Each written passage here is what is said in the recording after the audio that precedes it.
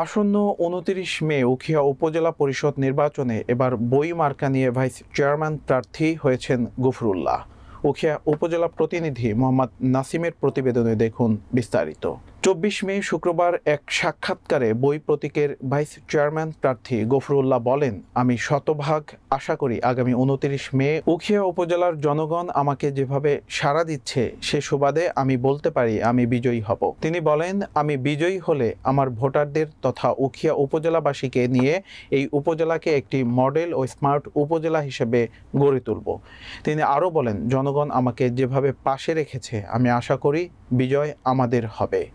তিনি সাংবাদিকদের প্রশ্নের জবাবে বলেন, ইউনিয়নের চেয়ারম্যান এবং মেম্বারদের সাথে সমন্বয় রেখে আমি উখিয়াকে সাথে উখিয়া থানা প্রশাসন, উপজেলা প্রশাসন সবার সাথে সুসম্পর্ক রেখে উখিয়াকে আমি একটি নতুন রূপে মডেল উপজেলা হিসেবে রূপান্তর করার জন্য সর্বাত্মক চেষ্টা চালিয়ে যাব।